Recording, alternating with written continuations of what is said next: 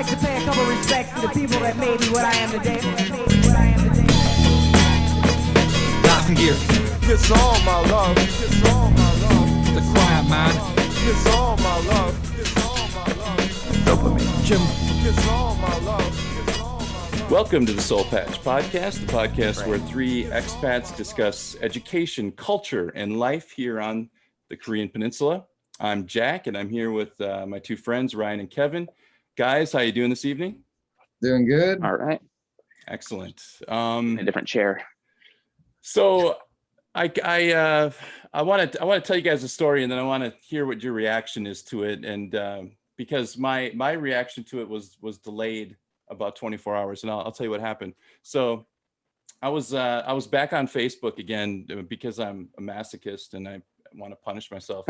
And I came across, I'm in this like a Facebook group called Expats in Korea. And there was an urgent COVID vaccination alert that popped up, and it said, send your ARC number, your telephone number, your name, full, first, middle, and last name. And if you send it in right now to Seoul Global Center at naver.com. It wasn't even like it wasn't like an organization or anything, or a government, gov thing. And so like the desperate person I am to get the vaccine, I was like, yes. And I immediately sent the email with my ARC number. Oh, no, Jack. You're officially old. You're officially old. You got duped. I mean, I like to consider Your myself, identity has just been stolen. I used to think, I know. I mean, I used to, laugh at my parents for these kinds of things, because this is the kind of stuff my dad would do, and considered myself way too savvy to get burned. But about 24 hours later, it suddenly hit me that I was like, that's a scam. That's phishing. It took 24 hours for me to figure that out. So I went back and I looked at the email that I sent, and I sent the email to Seoul Global Center at maver.com. MAVER. God's watching out for you, man. Oh my God. Just by a thread saved by my own lack of diligence and my own inattention to detail. Jack, you are, as the Koreans say, bahabo. Yeah, it is. I would agree with that. I even know what that means. That's a nice segue into today's topic. By the way, I try. Yeah, Babo Mungchangi. I know that one too. That might be fit. Insults and swear words are the first things you always learn in a language. Yeah, right. The swears, it's a funny thing when I hear the swears in Korean, it doesn't do anything. You know what I mean? Like, well, no, that's something I've read about just in general. It's funny when people swear in another language, it doesn't have that same impact. So like if I swear in Korean, people think it sounds, like really harsh and everything. And for me, it's just like, I'm just saying another word, because it doesn't have that same, like that connotative meaning that all of the swear words in English have, because we've been using them for our whole lives. Like we just, that meaning is built into them in us. So yeah, swearing in another language just doesn't have the same impact as it. Have you guys ever met like a Korean person who like is bilingual and their English is good, but they swear way too much?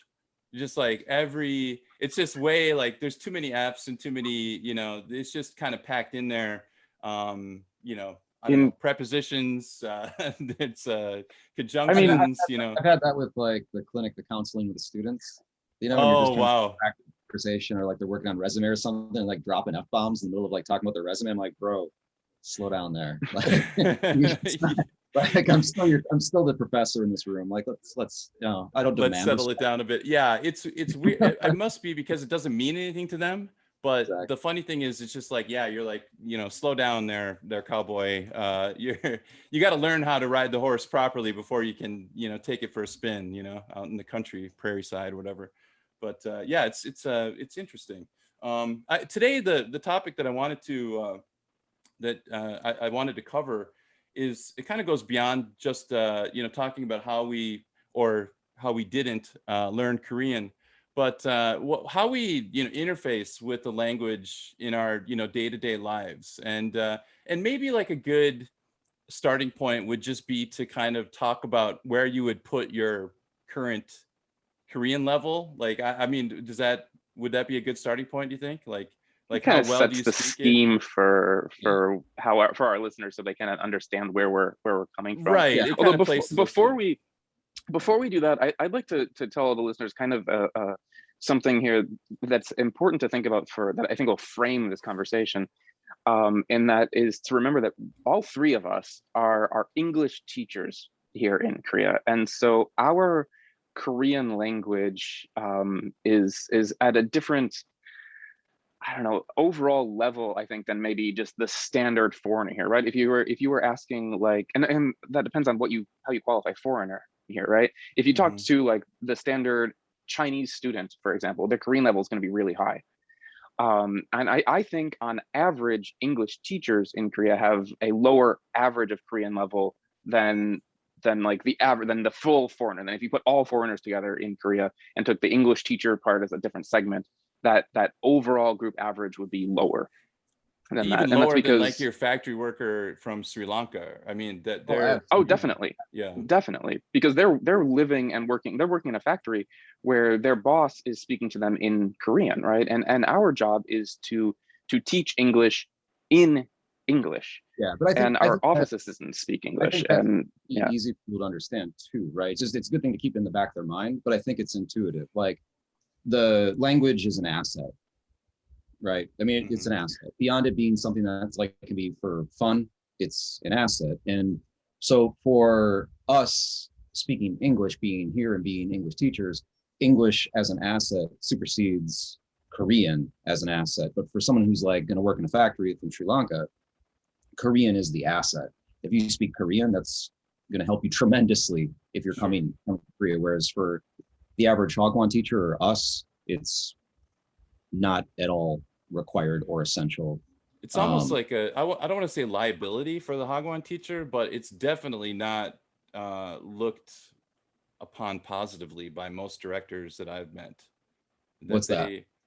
Speaking Korean, like they really don't want you to learn the language.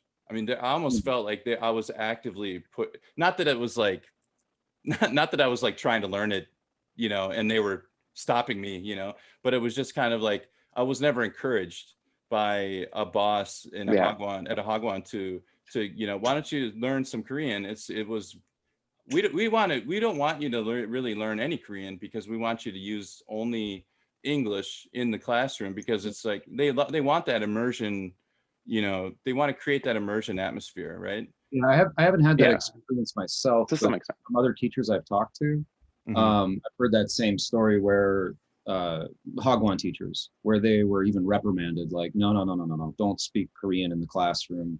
The whole point here is to keep the immersion glued together. Yeah. No, right. And so that in the classroom, 100% you should not speak Korean. Like that's right. They made it very For clear. what we do now, we can do whatever we want, so it's different. Yeah, of course. Yeah. But just to set the general frame, although I do think the English teachers in general have their English level has increased. We can get to this later, but just like our frame for how much we need, how much we use, and how we view Korean language is going to be different because of our jobs and because of where we're from and because of the fact that we are native English speakers. If we weren't native English speakers, we might view this differently. So that's just something that I wanted to put out for everyone to understand, like a little bit of how we're framing all of this that we're going to be talking about today. Yeah, no, that's great. I think that's important that the people understand, listeners understand that. So with that said, how would you, where would you place yourself in like in the realm of like Korean speaking ability? Because I'm really hard on myself. Like I tell people I can't speak any Korean at all. But of course, if you took like my best friend from high school who's never traveled to Korea, never, right, wouldn't be able to identify the language and put us together, then in the land of blind, the one-eyed man is king, right? So it's like I do have some ability. I'll put that in. What would you say that you're like? But, I mean, so the way I mean, we can do it on like a 10-step gauge, 1 to 10, or just or just keep it simple. There's beginner, intermediate, advanced, and in each of those sections, there's absolute beginner, there's middle beginner, and there's advanced beginner, and then there's like pre-intermediate, there's middle intermediate. That's kind of So like I how would put myself in like a middle beginner. I'm like beyond the kind of really basic stuff. Like if you put me in a class where everybody's starting from zero, then I'll probably look like this happened to me in Spanish too, by the way. Like I had the beginner level kind of buttoned down, colors and I could make some sentences and things like that. And so if you put me in that class, I'll probably look like a superstar for the first 2 months of the class, right? But then we'll hit a certain point where I'm just gonna hit the ceiling, where I just don't have I haven't put in the work and the effort to everyone really catches up to you. Yeah, the syntax and my vocabulary is very limited and stuff like that. So I just cannot have a conversation with anyone, even a superficial one. I can just say words and very, very short sentences. Sometimes I'm correct, and sometimes my grammar is just all over the place. So I put myself middle beginner. What about you? For me, and we kind of talked about this before, what makes this podcast, I think, going to be interesting for the listeners is that the three of us all have different ability level and experience of the language. And it is kind of 1, 2, 3. If you've been listening to this podcast, probably picked up that Kevin speaks Korean quite well. I'm probably a little bit ahead of Jack. I would call myself probably intermediate. I can have basic conversation, bludgeon my way through points, completely inelegant, completely. I have, for real, like I rely on just memorized phrases that I can plug and go and use, and I'm listening for keywords. I'm controlling the conversation, I can communicate. But when I'm not controlling the conversation, if someone comes at me randomly and I can't catch a keyword to know what the topic is, what's going on, if I don't know that verb, if I don't know what's going on, then I'll stumble to the point where maybe it'll break down, or I'm looking for some assistance to get me through the conversation. Yeah, makes some sense. I took you were talking about being in a class with absolute beginners. I took one class ever in Korean that Kevin recommended to me, and I'm going to give a shout out because the guy needs some business. Who knows if this will actually help him? Omi Jahag. Still even there? What's his name? I'm not even going to say he's a great teacher. He's a teacher, and he's fun. He's really fun, and maybe that's one of the most important things when you're just starting to learn a language. Omija Hagwon, like the Omija berries in Itaewon. So Kevin recommended it to me. I went there and I had the option for like the beginner or the next level up. He gave me a really brief test and put me in the next level up. And that class was too easy for me. So he put me to the next level up, which I was lost. And I felt like that level up was maybe Kevin's level, but that's the funny thing. You can't judge someone else's skill level if you're below them, So I really don't. Sure. I mean, you have no idea like what Kevin's level is. I can't tell you like people like I can say like, yeah, he speaks Korean really well. I don't really know because, what's the ceiling? Well, when do you stop learning? Right. For me, it's really hard to judge yourself as well.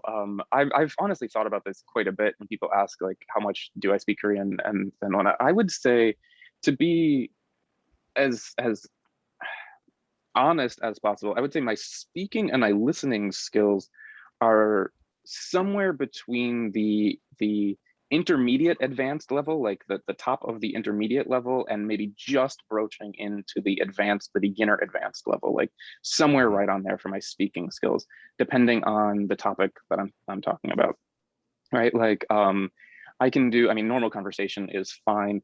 Talking about politics is pretty tough. I'm getting better at hospital vocabulary every time I go into the hospital. You're a veterinarian expert, probably. There's quite a few words I've recently learned about that. I learned recently how to say, there's words that you probably don't even know. Do you know what uveitis is? It's an eye infection. I know how to say that in Korean now, which is not useful, but I have it.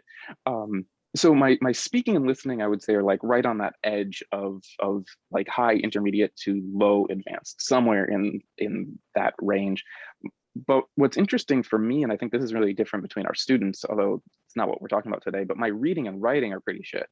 my reading and writing are somewhere like straight in the intermediate level at best. I was trying to read actually these days I'm trying to read a webcomic, Itaewon Class. It was a TV show that they made about it not too long ago, and that's why I'm reading that webcomic. I saw the TV show, I liked it, and I was like, oh, let's read this. It'll be easy to understand. And every issue that I read through, or every episode, every whatever, there's probably a handful of words that I'm looking up, and I'm using that to study a little bit these days. Since I'm not going to any Hagwon, I'm looking for new words. I plug those into my Anki deck. And my writing, every time I write something, when I was studying with my teacher, it's already been a couple of years at this point, I would give her a writing and it would just come back just covered in red and really simple things that I should be knowing how to do, because I speak. And I'm the same with you guys. Like, you don't really do a lot of reading and writing in Korean.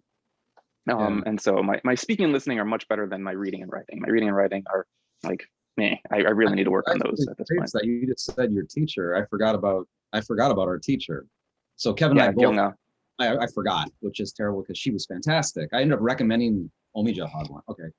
Well, we had a actual professional Korean professor of Korean language at our You told me about this. Yeah. You said it was a good experience. So Kevin spent a substantial amount of time with her. I think I did two. I worked with her a lot. And yeah, that having one-on-one and really helped me just to have the confidence to be able to use what I knew.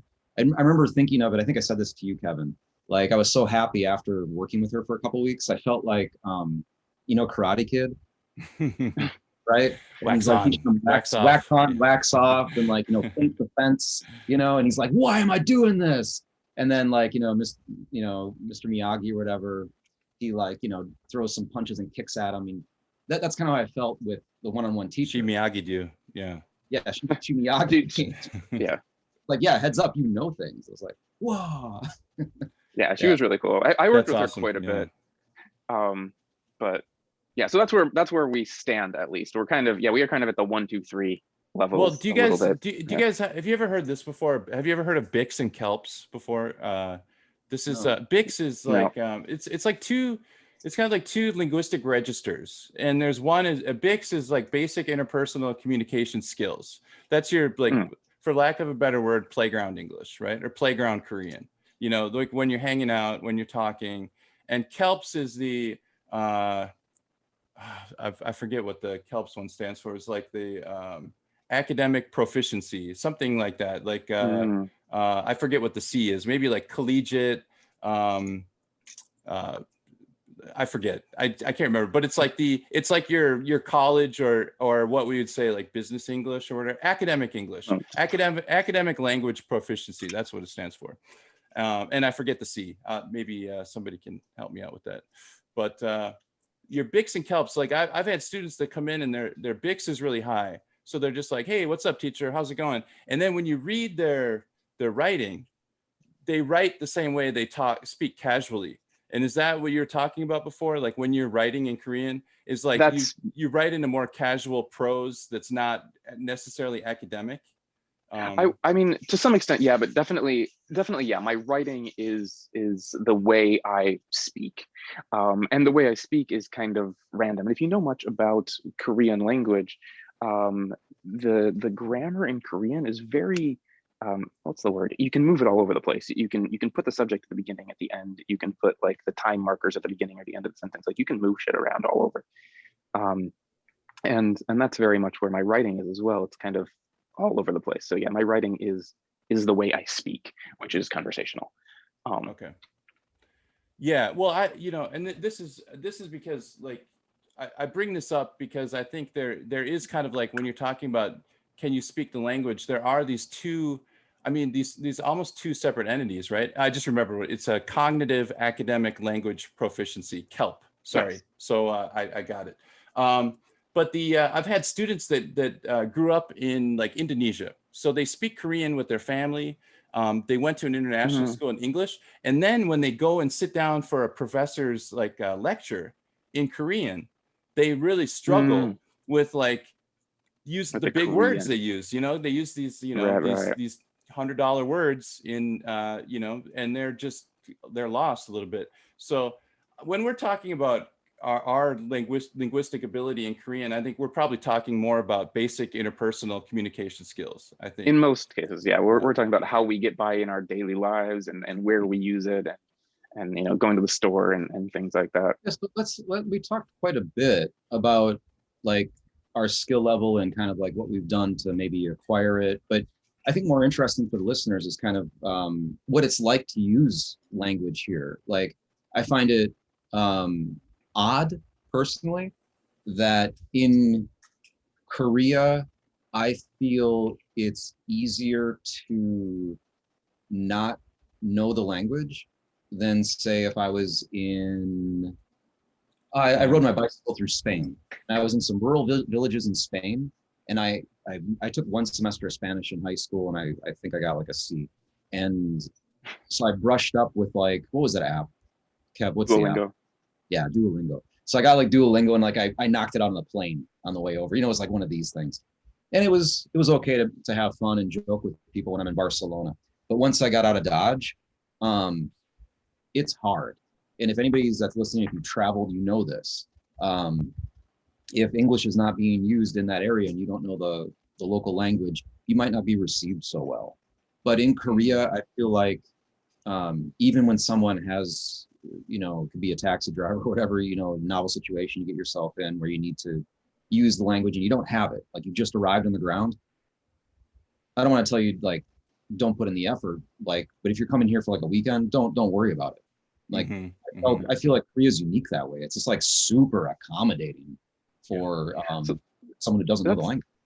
I think that's something that's really interesting about Korean and Korea as an English speaker as well. And this is something that actually it bothered me for a while as someone who was trying to learn Korean and really dive into the culture as much as possible. And I was coming from the perspective of I want to be Korean while I'm here, right? I want to speak as much Korean as possible. I want people to treat me as if I was Korean. Like I remember when I was living in Europe for a semester, because I'm just a white dude, right? So I'd go into the supermarket and they would tell me how much money I would have to give them. They would speak to me in Dutch.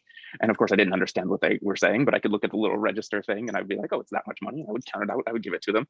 And then they would give me change. And I would never speak English in that. And I was like, yeah, I just communicated in Dutch, even though I didn't communicate. I felt like I was part of it. Whereas here, partially because of the way we look, I mean, but then immediately people here look at you and most of the time they don't speak to you in Korean. I'm sure you guys have experienced this. Like most of the time you walk up to a Korean person and the first thing they speak to you, even if their English is broken as hell, they use that broken as hell English instead of trying to speak to you in Korean. Whereas when you're in Spain, when you're in a lot of other countries, and whatever happens, the first language that they're going to say to you is going to be their native language. They're not going to look at you and be like, oh, foreigner, speak foreigner. And this used to drive me really kind of crazy because I was like, why don't Koreans speak Korean with me? I've now gotten over that, and now I've let that kind of go. I've come to peace with Korea, and now I basically I do whatever language they choose. I let whoever's talking to me choose the language. If they start with me in Korean, I use Korean. If they start with me in English, I use English. I don't really care anymore. But it did bother me for a really long time. But yeah, Korea, you really don't. You can get by really well without this. I kind of lost where I was going for a second there. No, I know what you're saying. Like kind of the opposite experience of Kev. Like my first international experience. Well, I went to Germany when I was much younger, and I had been, you know, went to Tijuana. But like my first time being really immersed in a foreign culture is Korea. So that was my first like dive into the rest of the world outside of my little, you know, comfort zone. And so for me, I didn't have the experience he had. Mine was opposite. So I just kind of assumed. I mean, you don't assume it, you don't think it, but my perspective is that, you know, if I'm in a place that's foreign to me, the foreign environment should react to me as if I am foreign, like, you know. And so it wasn't until after I was in Korea I think I went traveling after being in Korea for about 9.5 months. And yeah, and then that's when I started having those things happen when I went to Europe, because I can, you know, you can pass, you can blend in, and people are just speaking to you in the local language. It's like, whoa. It's very immersive, you know. It makes you feel a little bit better about firing back. You kind of be confident that that language is going to be coming at you in every situation. But like living in not just Korea, but like especially Itaewon. Oh yeah, that's mini foreignville. Yeah, foreign. It's a village within the city. If you don't know Itaewon, look it up. It's I lived there for it's like 7 years, and Oh wow. yeah, if I went to like any Pyeongjam, any convenience store, like one that I don't normally frequent, they don't know who I am. When I walk in, they speak English. They count their change in English. It's like all English. No, here's the thing that's interesting is you mentioned before that it's an asset to have the language, but the funny thing is because opportunities to interact and speak English with a native English speaker is kind of a commodity here in and of itself, right? So like any opportunity for someone to do that is kind of the asset is it's reversed, right? It's like the asset that we have is our inability to speak Korean and their ability to speak English and their opportunity to use that language to have this like conversation. Now, this sounds more Machiavellian than I'm making it out to be. I'm not saying that they're, being devious or sneaky or anything like that, but I do think that they kind of, there are certain people that are happy to have that encounter. It's like, I have an opportunity to use language. And whereas the opposite would be true where I lived in Thailand was there was no like really feverish English language community. Not the way it is here. There was for like teaching kids and I worked at a bilingual school, but I had to learn like, what do they say? Invention is the mother of necessity or whatever. That's the other way. I had necessity is the mother of invention. What is it? Yeah. Necessity is the mother of invention. Necessity is the mother of invention. Sorry, I've bandero. Is that backwards, right? Bandero backwards, yeah. Okay, but we've already established my never mind. Okay, with my email at the beginning. What was I saying? So where I lived in Thailand, it was like you have to be able to get by with we had to learn some. It was like survival English or survival Thai. And so we called it taxi Thai. Like that's where I would say my level kind of peaked out because I couldn't read. The alphabet's very, very difficult. It's like a 46 character alphabet, and it looks like Sanskrit or something. It's just a very Thai is a beautiful, interesting looking language. That's cool. Yeah, it's really cool. I mean, the vowel comes before or after the consonant in some ways where it's flipping back and forth. I mean, it's just really, it's interesting. If you ever learn to read Thai, it's fascinating, but it's not an easy thing. Unlike Hangul, like Korean, which you could learn to read in a day if you just sit down. Oh yeah, we got to talk about that. We got to talk about that. We're talking about language and we haven't mentioned the word Hangul yet. Yeah. Like, let's segue into that, how, because I guarantee you, I went the longest without learning to read than most people. Like I had to actively try not to learn to read. That's how I will say without again, reading. Message to the listeners, as Jack literally said a second ago, you can learn how to read Hangul in a day. I've taught a friend how to read it in a day. And if you're going to be in Korea for any period of time longer than just a short vacation, spending the time just to learn how to read the alphabet is the most bang for the buck you're going to get out of any language course in any language for any country in the world, I think, because there's so much in Korea and menus and things like that where it's an English word, like you can look up and be like hamburger, but once you know how to read hamburger in Hangul, then you're like, oh, hamburger, and I want a hamburger, I want pizza, I want pizza. Kevin is not being hyperbolic here. This is like such like if you're coming here literally, if you got a business trip for one day, you can knock this shit out on the airplane. Yeah, you can do this on the airplane, and when you get on the ground, I mean, you can look it up. I think on Wikipedia it even says, if you look up Wikipedia Korean language, last time I had seen it, it said something like 5% of the most common Korean vocabulary is English. So those aren't just like, it's not just your menu that's in that's going to say hamburger. That's the name of hamburger. That's what it is. It's imported. Just like we say kimchi, we don't say spicy fermented cabbage. Like we imported that. So there is Right. a ton of English around you hiding in text written on Some signs. of them will throw you for a loop too. Sorry, Ryan, I didn't mean to interrupt you. Oh no, go ahead. My I remember driving in the car with my daughter. My daughter's half Korean, and my wife is Korean, so my daughter's half Korean, and I think culturally she's probably in her mind 100% Korean. Her Korean is perfect. She grew up here. She's never lived in the States for longer than a couple months. But we were in the car, and she wanted to go to McDonald's. I asked her what she wants, and she said "Huranch Hurai," and I had no idea what that was. I'm like, "What did you say?" "Huranch Hurai," and it literally took me 3 minutes to put together. French fry. She wanted French Yeah, fries, but the H sound can also double for an F, right? In the right. So I mean, you by know, what I'm saying, by learning Hangul, you're not going to immediately understand every menu item that's in English, but it'll give you at least 50%, if not more. And then the more and more you practice with it, the more you'll start to realize that potential, like, and you say it 2 or 3 times in your head, and you're like, there it the is. aha moments are so fun. Movie Yeah. titles are fantastic when you're flipping through the Oh, sure. cable and you're trying to figure out what movie you're watching. Did they change it to Korean, or is it in English? Is it Right. Romanized or whatever? And yeah, you're trying to figure it out. Jack, I want to go back to Hangul in a second, but one Yeah, question sure. just while we're talking about family really quick. Because you say you speak virtually no Korean, something that my wife has been really curious about when I mentioned that you speak no Korean. How do you get on with your in-laws? Yeah, I mean, I love my mother-in-law. She's fantastic. She loves me, takes care of me. I love her.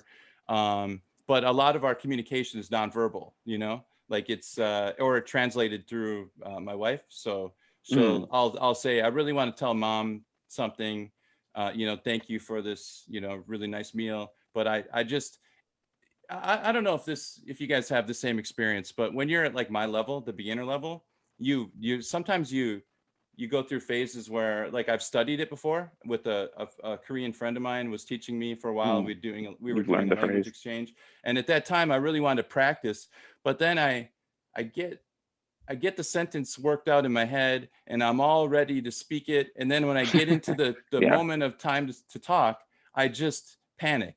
And I Oh, just yeah. That still and I happens to start me. stumbling and mumbling, and I fumble it and I mess it up. And it's embarrassing, and they don't know what I'm talking about. And so I've just gotten so defeated in those situations where I just kind of, um, you know, it's like, if your question to me is like, am I able to have deep conversations with my in-laws? No, I can't, because it's my fault. I'm not at that level. And I'm ashamed of it, in a way, because it's like, I think it is a little bit disrespectful, or at least it could be perceived that way from their vantage point. It's like, you're a guest in my country. You've lived here for a long time. You don't even have the courtesy to learn the language. But a lot of I'm going to make some excuses for myself, and I know they're probably not good, but I'm outside of Seoul, so access to like a Korean language center where I can learn Korean. There are no hagwons in my neighborhood for learning Hmm. Korean. Um, I've studied with people with another person. We did a language exchange, a Korean friend of mine.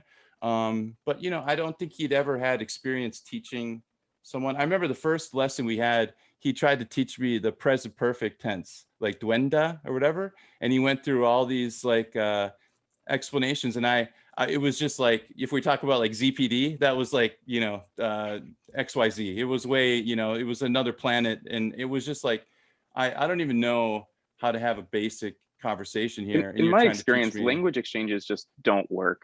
They Hmm. don't. Like, Really, if you really want to learn, you have to pay for a teacher. Hmm. Like, yeah. private tutors are fantastic, like Ryan and I Language were saying tunes in my earlier. experience are always tipped. I've tried way too many, way too many. It's Hmm. either like I'm robbing the house or I'm just giving it away for free. Like, and it's gonna be that way every week, one or the other. Yeah, it's Yeah, one way or the other. yeah. It's either an English practice or a Korean practice, but it's not a true, like, both people are not studying the same. Language exchanges just Maybe at more don't. advanced levels, maybe at more advanced levels, you could sit down and be like, we're gonna set a rule. We're gonna just do like full immersion if both people are comfortable with like their current conversational skill. like they're comfortable enough just to carry on. I think maybe, like Kevin, maybe if you went back at it now, maybe you get some more benefit out of it. But I think for a beginner level, it's yeah, it's kind of like it's just human nature to default to whatever language is going to be the most comfortable for the group to speak. Yeah. Like I can remember being in a room with friends that were from Russia, Sweden, and Canada, and America, and Korea. And the conversation, it's just sort of like, okay, first two people are speaking Korean to each other, because that's kind of what works best, because this person who is native speaking Korean, their English is quite poor. And this person who's native speaking English can speak Korean quite well, so they're speaking Korean. And then, the Swedish person shows up, or the Russian, and it's like the whole conversation just kind of like goes to English, even though those people aren't introducing a strong English ability. It's just, have you had this experience? It just happens organically. Yeah, it happens organically. No one announces, let's speak English now. The Russian showed up. It's just like, just kind of goes that way. And so I think like language exchanges, they kind of fall into that category, because usually, at least in my experience, and I've tried them, it's always been in a coffee shop. It's casual, you're hanging out, you're trying to get your point across, you can't express it. And then what happens is, the person will respond to you in your language, or vice versa. You respond in their language saying, what is it you are trying to say? And then boom, it's broken. Yeah. There's no longer immersion. But I think like at Kevin's level, again, I don't know your level, but I'm assuming, I think you could get some benefit out of it. I wouldn't still though. If I was gonna do a Korean class, like I would still pay for it. Like I would get much more out of a professional teacher working with me than I would with. And I would trust you saying that, because something else that you haven't mentioned is you've taken some like real classes. Yeah. And also, I just have Korean friends that I get together and like have gogi with from time to time, and that is like, that's just Korean. But no, I have done some proper classes. My Korean learning was weird, but I went to Sogang for a couple semesters. I did like a semester, took some time off. Did another semester, took some time off. Studied with private teacher Gyeonga for a while, took some time off. Went to Yonsei, took some time off. Went back to Yonsei, took some time off, did some more private lessons, took some time off. My Korean has been kind of on off How many for semesters the entire time I've been here. Do you take of real like university classes? I did, I guess, 4. I did 2 at Sogang and 2 at Yonsei. Yeah. Yeah, you've always like highly of that experience.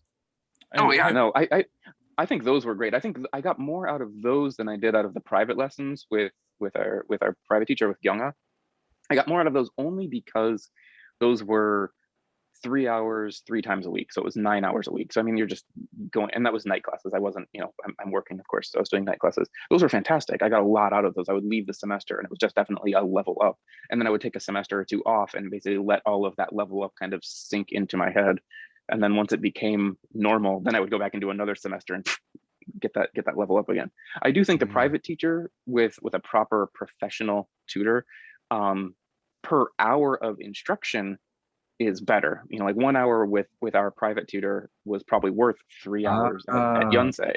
It's more efficient, but you're just, I mean, if I was doing 9 hours with her in a week, yeah, I'd be fluent in a month. But yeah, exactly. Like with her, it's far more efficient. 1 hour with her equals 3 hours at Yonsei, but 9 hours at Yonsei in a week is just fantastic. It's just so much practice.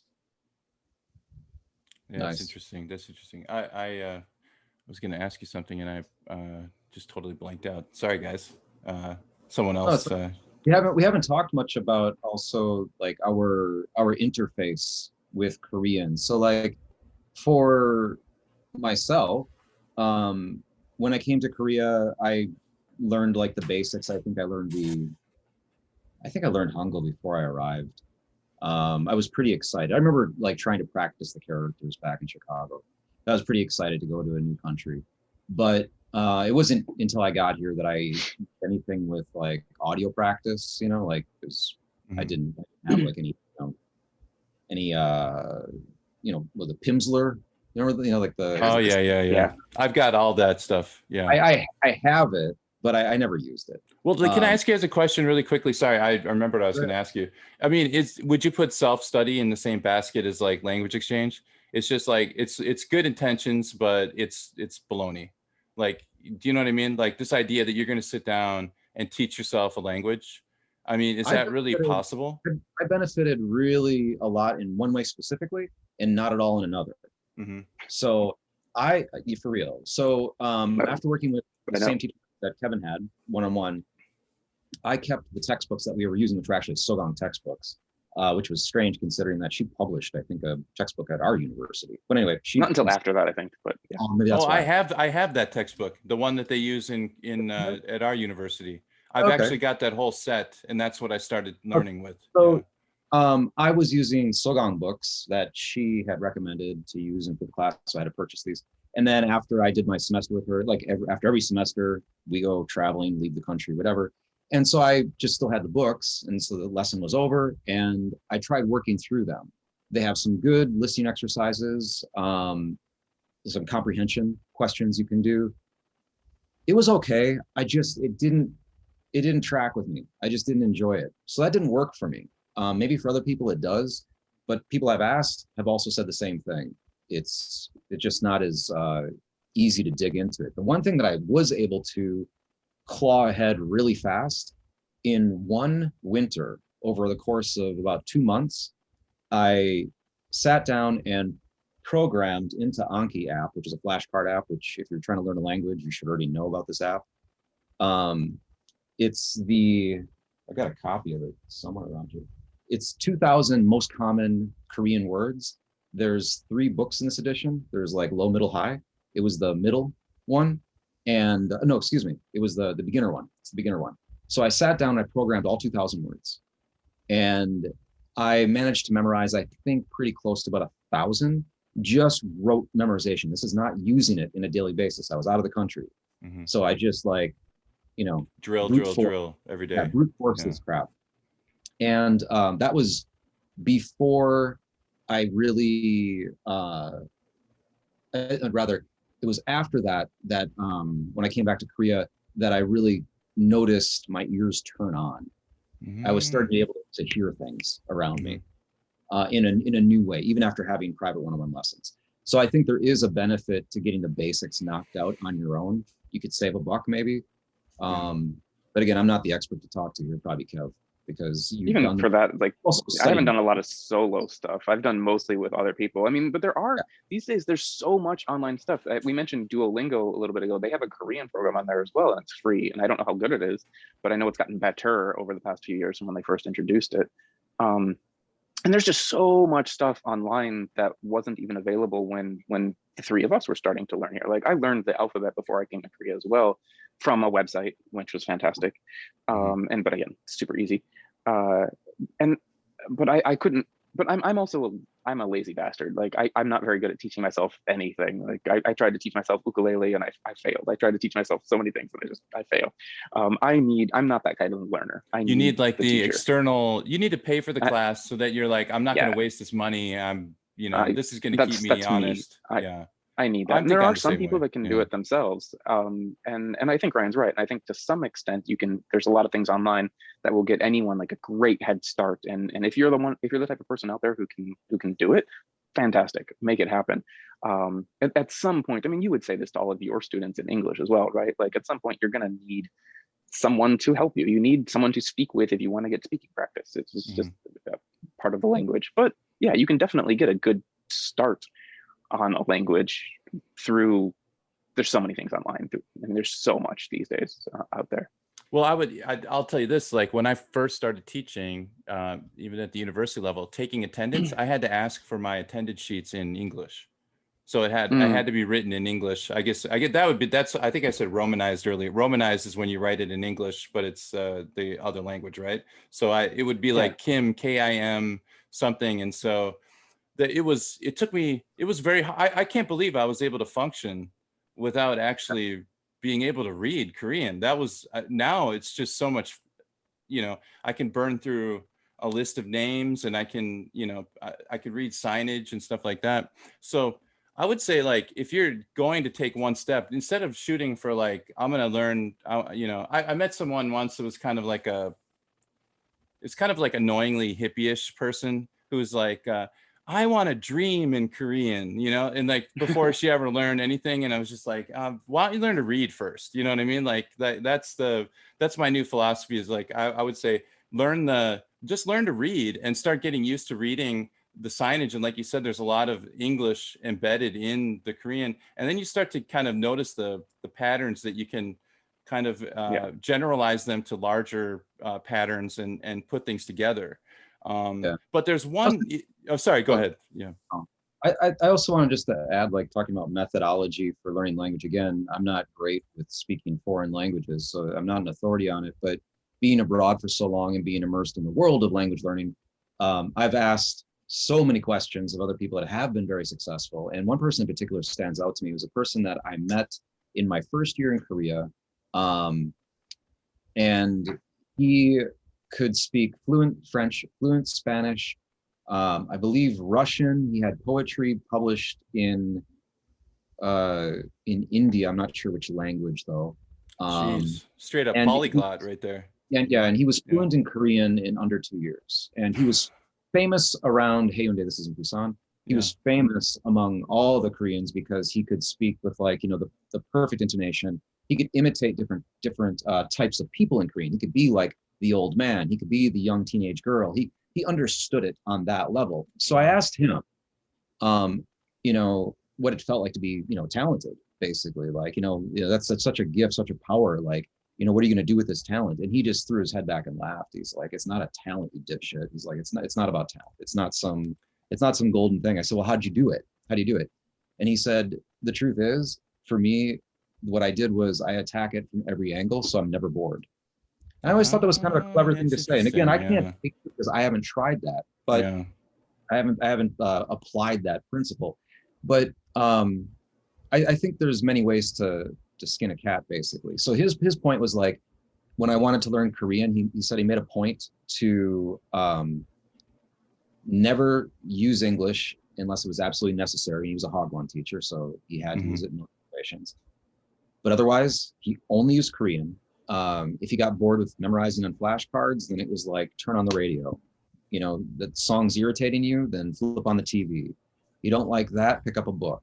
Just stare at it. Like, just always something. If that irritates you, get down, take a walk on the street, and just try to listen to everyone. So that was his methodology. And that's interesting. Yeah. That kind of goes back to what we were talking about we touched on this like a couple of times in the last few weeks, is like putting yourself in a flow state where you're not bored and you're reaching just outside of your ability. So you're challenging yourself, but it's not too difficult that you get frustrated, and it's not too easy that you get bored. And so you're just kind of working your way on that line all the time. And it sounds like that guy has kind of mastered, maybe not, he's applied it towards language, but he probably could apply that to woodworking or just about anything else. You know, he later became a lawyer. So yeah, right, because he was bored. You know, like I mean, there is the guy probably laughed, but there is a special quality there. I mean, let's be honest. There is too. some He's talent not your average run of the mill dude. You know what I mean? Like there's. Oh, and he was a peculiar guy, very peculiar, I think. Yeah. I thought he was actually a really cool person, very fun, but his personality to me just seemed like childish sometimes. I mean that in the best possible way. Yeah. I often wondered if that helped him in the way that he like engaged with people. Sure, because how does a child acquires language? They don't even learn it. They just that goofy curiosity. It's almost inappropriate, like for an adult. You know, the way he just like would, you know, ask people about themselves and stuff. So I think that helps too. So it's personality. If you're really introverted, learning a language is going to be a lot harder than if you're very extroverted. I think that's a foregone conclusion for everyone. Yeah. I wonder, sometimes I kick myself a little bit because I wonder if I've squandered a year and a half of COVID by not, you know, attacking Korean voraciously, you know, and making that a priority. But I think that I kind of answered my own question when I said that it's, for whatever reason, I don't know why it's not a priority for me necessarily. And it's so, I mean, you prioritize whatever you want in your life. For me, it was a yeah, priority when I came to Korea. For some reason, I came here, I guess, also with the attitude of, and this almost feels very like Republican attitude of, if you're in my country, you're going to speak my language, right? Like I would feel if people were in right. the States, they would speak English. And so I kind of was like, well, if I'm going to go to Korea, it's just rude of me to not speak Korean. And so my kind of goal the entire time I've been here is to stay above the curve. And I feel that the curve of English speakers learning Korean is increasing more and more and more. And this is something actually that might be interesting to talk about. Like, how have you guys seen foreigners, Korean language level in foreigners, how has that changed over the past decade or so, right? Like a decade ago, there were very, very few foreigners who spoke Korean. These days, there's TV shows where all of the hosts are Korean, or there's, That's what I was going to mention is there's so much right. TV now. There's so many of those, like they've become famous. They're stars now, essentially Yeah, celebrities. primarily for speaking the Yeah, language. and also, Is also just like immediate friends and coworkers and stuff like that. Jackie was saying something about having the attendance sheets romanized or whatever.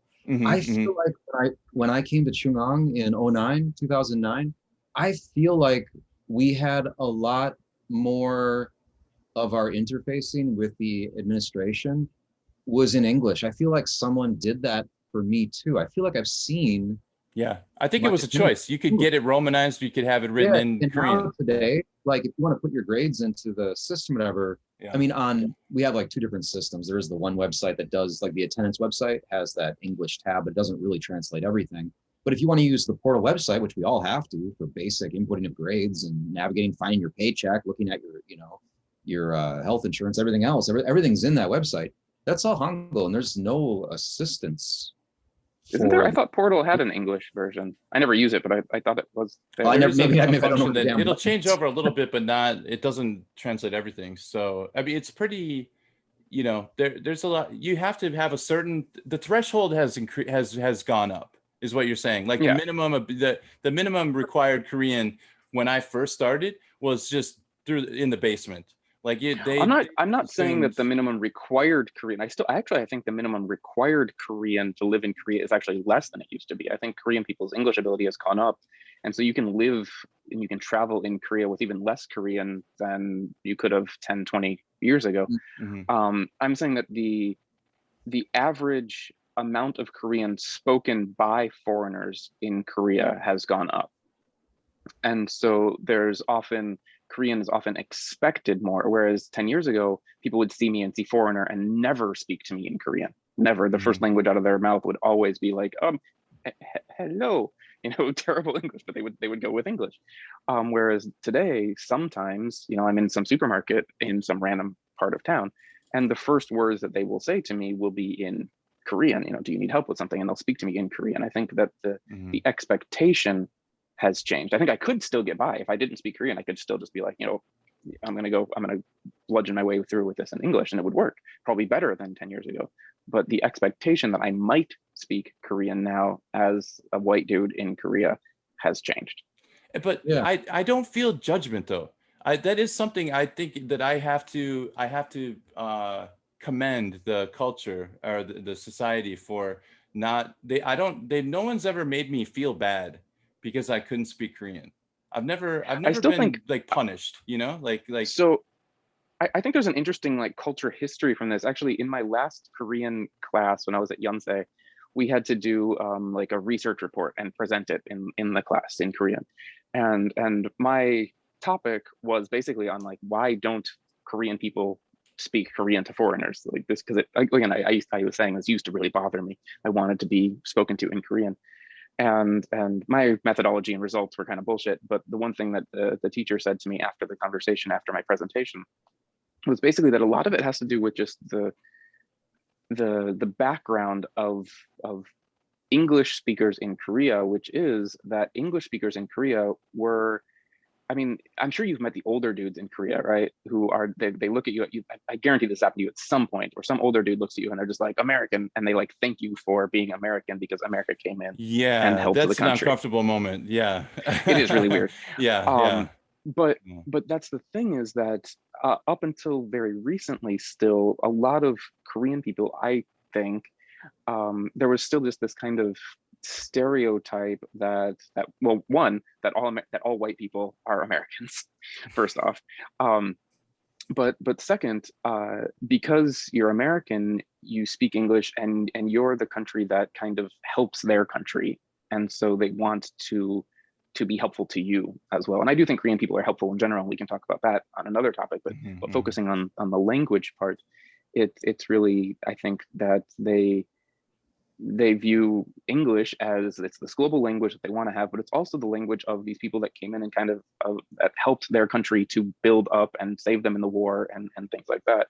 And so there's this respect that they automatically give, and they don't push the Korean in the same way that other countries might. But that's like you said, though, a very generational thing, an older generation thing. Is that Again, that's that's where I not the do think it's sentiment of changing. the younger generation? Yeah. No, I definitely think it's changing today. Now you meet young people on the street and they might speak English to you for a completely different reason.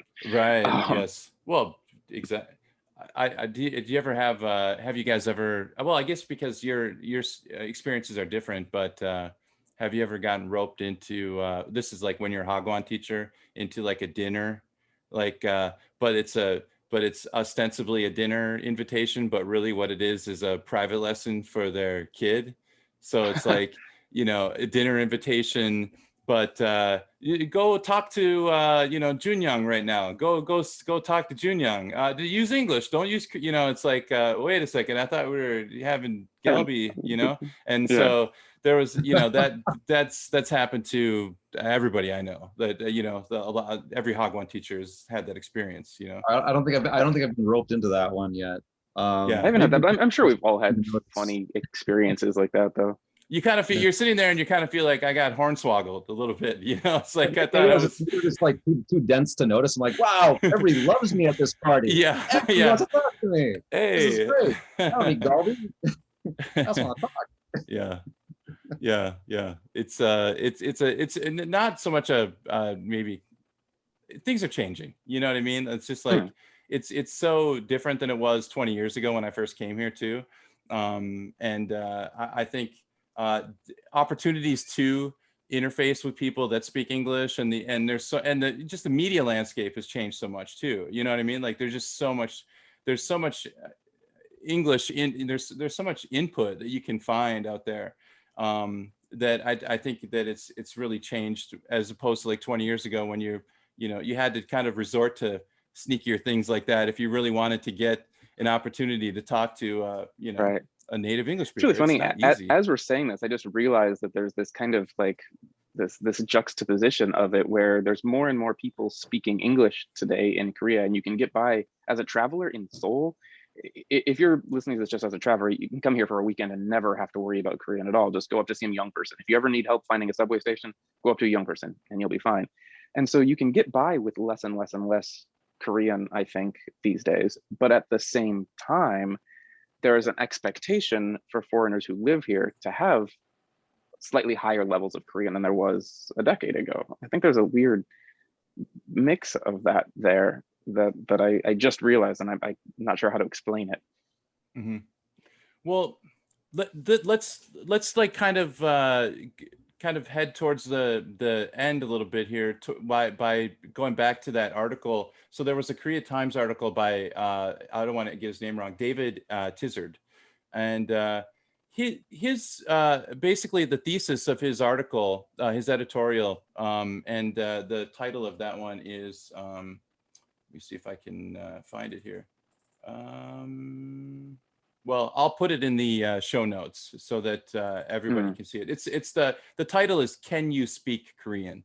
That was the title of his article, and this is in the Korea Times. And he was saying that it's not that someone like me doesn't have anything to offer in terms of my experience and my understanding of Korea. Is that there probably is something that I can offer, but it would be much more nuanced, and it would be deeper and more nuanced if I actually spoke the language. And so let's just as a quick comparison, because all three of us are kind of on different steps, like and I'm on the bottom rung here. But do you, and Kevin, you probably speak Korean the best of the three of us. Do you feel like you've learned something about the culture, about the society, because you have done such a deep dive into Korean? And Ryan, I would ask you the same question. Like, has your and I'll start with my own anecdotal position quickly. And I've noticed that there's like, just in the honorifics aspect of the culture and the language really reflects in the culture. Like, I can see this, the hierarchies of, someone's older than you. You're going to use 존댓말, which is the highest level of respect, the highest, is that right? The highest honorific in the language? That's, I think 높임말 would be technically higher, but 존댓말 is kind of, yeah, they're both okay, like the same thing. So there's this way to speak where you're using different endings that is very respectful within the language. But I would say that translates to other aspects of the culture, like just drinking, like I've seen younger people turn away when they take their shot of soju because they're not facing the older person. They're drinking. They're just lots of these little things that you notice, that you pick up, and it's like, oh, okay, these are signs of respect for people that are older. And I'm just wondering if you have, add to Jack's point there, that's a pretty cool thing to be able to realize. Like, okay, so probably many people know this already. If you don't, Korea is a Confucian based society, and you could say still, because there's not much of that going on in the world today.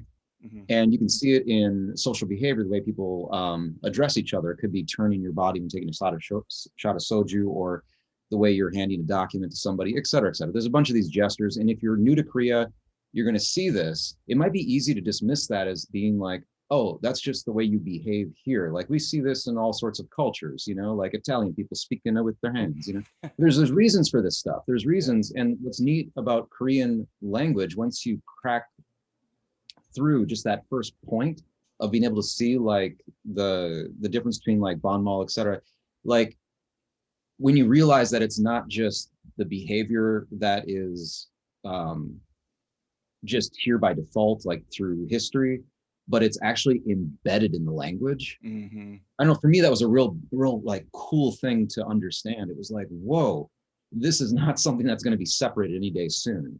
This is deep. This is on the molecular level. It's in the DNA of, it's in the language, man. And the language that survived a 30-year occupation, where the official language was Japanese, but it's this Hangul survived.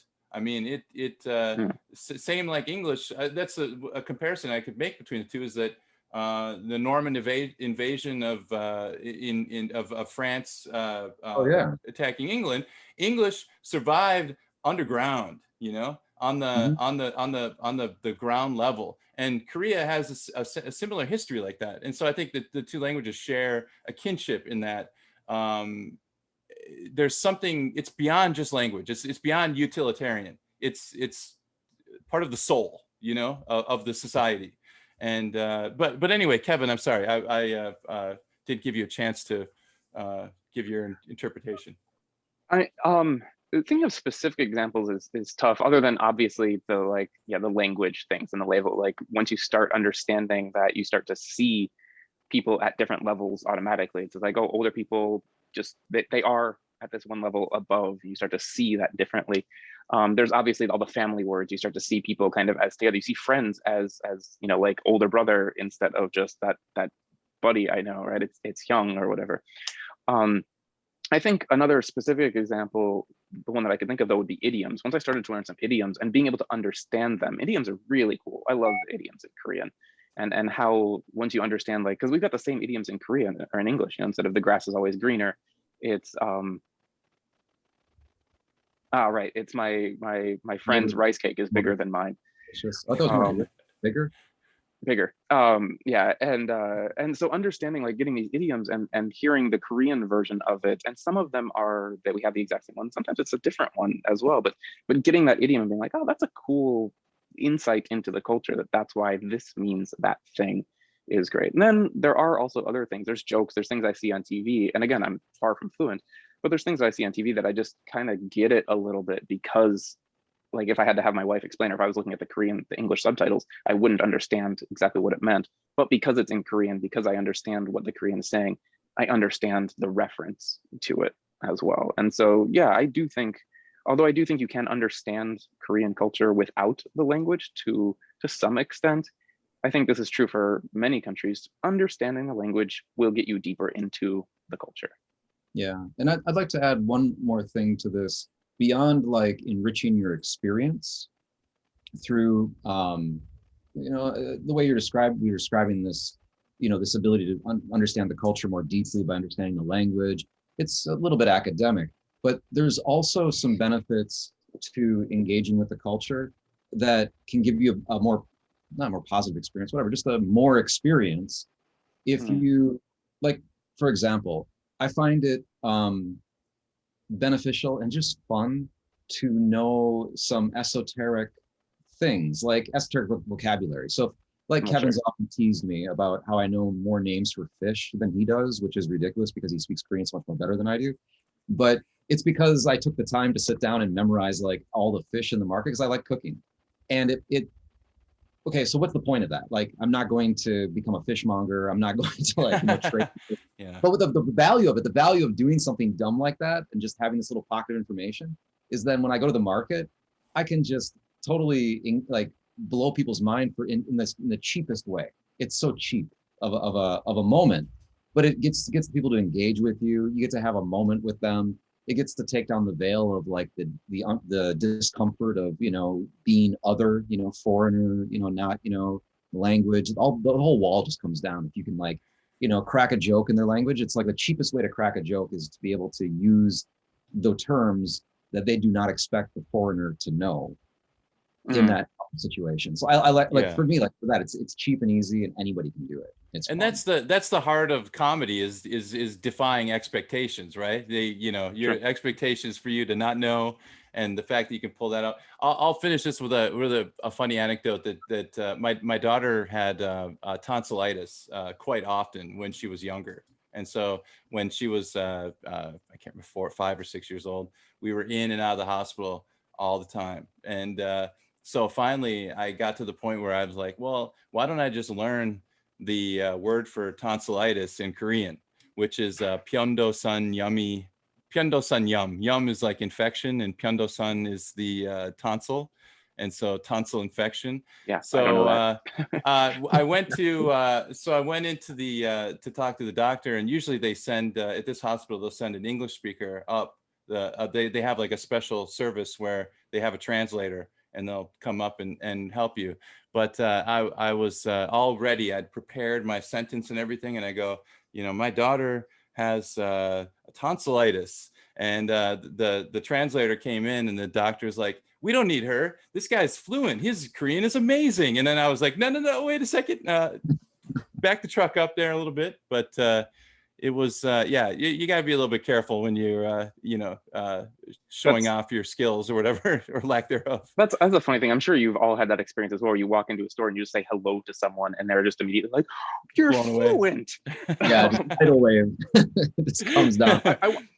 I want to do one final thing. I'm going to put you guys on the spot for something I think that's just could be a fun thing to end with. Can you think of a success story that you've had in Korean, even at a very low level? And I'll give you my success story. And this is from years ago when my Korean was tough shit at the time. But I think it's just kind of a fun thing to end with here. And this was the time that I first ordered a pizza in Korean. And my Korean was terrible. I'd only been in Korea at this point for a year or so. And I remember I woke up one morning after drinking a bit too much the night before. And I was like, I'm hungry, but I can't go out. And I just want pizza. And so I looked up Domino's on the web and I was like, okay, here it is. And I remember when I called, I was very, as Ryan was saying earlier, it was a very one-sided conversation. I just called, I was like, pepperoni pizza, no soda, this address, thank you. And that's all I said. And I didn't answer a single question. It was just information. I want this, here's my address, And come to that my was the house, greatest please. interaction that person ever had. Like this Yeah. most succinct, yeah. Yeah. Yeah, I've But definitely been on the then road. I Like, remember the phone praying. You're just praying that it worked. You're like, exactly. Right. come Yeah, on, bring that The pizza, person baby. here? Yeah. when it showed up to my house, you have no idea how excited I Yeah. was because I hung up and I was just like, okay, I think they got it. I think. And then 30 minutes later, there was a pizza at my door, and I was just like, oh my god, I'm brilliant. And that was my like first success story in Korean. And even though my Korean was terrible at the time, I communicated and I felt really good about it. So you don't have to be fluent to make communication happen. Yeah. Can you guys There's think of any? There's a couple situations where I would draw the line. Like I pushed the envelope on that one a little bit. I tried doing some banking up over the telephone at one point in time. Yeah, and That's that was dicey. A lot of I- high stakes there. I got about like maybe 90 seconds into the conversation, and I could just feel myself sweating. And I was like, just hung up. Abort, Never mind. abort. That's not happening. That didn't happen. That didn't happen. Yeah, cancel I- everything I just said. Chiso. Is that cancel? Cancel. Yeah, right. There was a time, like I think I mentioned before, where I was actually kind of self-studying and I was doing a language exchange, but I was writing these really short paragraphs, and so I was kind of immersed in it, real basic Korean. Oh, nice. And I was heading back to America, and for whatever reason, my wife and my daughter had already gone, and I was coming later, at a later date. And so my mother-in-law was very graciously drove me to the airport. And I remember successfully explaining to her that because I was bringing stuff for my daughter and my wife, like some ramen and everything, that the weight was, I had to leave a lot of my clothes out of the suitcase. And anyway, Nice. it was it was a little bit of an elaborate conversation, but I was very proud that I was able to explain to my mother-in-law that I had ditched my clothes because the weight To limit, bring ramen. and to bring ramen and some other, stuff for them. And so it's almost like a childlike like pride when you successfully have a conversation like that, even though it's broken and it's all messed up, but it's like being understood. You made feels understanding. good. You made communication happen, even if it wasn't done well. It's a fantastic experience. It's a good feeling. One of the most valuable and probably one of the worst phrases that I ever learned, because it's terrible for learning further, is to be able to say like "선응하기 어려워요." Like basically, it's difficult for you to explain. So yeah, so yeah, you can drop at any time and just kind of like end the conversation, but I respect you because you spoke Korean, So it's like you're doing it's something. like a very elaborate way to say never mind. Yeah, never mind. Like, irritating you right now, but I'm not going to explain myself yet. You're going to accept that because I spoke Korean, and that's kind of cool, right? There you go. Nice. There you go. We're all good. All right. Ryan, give it to us one more time. What was that? 설명하기. 설명하다 is to explain, and Okay. 어려워요 is to be difficult. There you go. That takes us right into the closing tonight. Perfect ending to the podcast. That's it for tonight, everybody. Don't forget to hit the subscribe button on YouTube. You can hit the like button if you like the videos.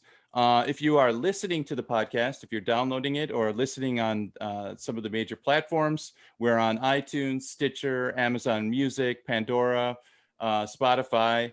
And if you really want to help us out, leave a review in Apple Podcasts. That's huge for us. That really helps us out. And we would love to get some listener mail. So please send us an email at thesoulpatch@gmail.com. That's the soul, SEOUL patch@gmail.com. And take care, everybody. We will see you next week at the Patch. Have a good night. Thank you. Good night. Cheers.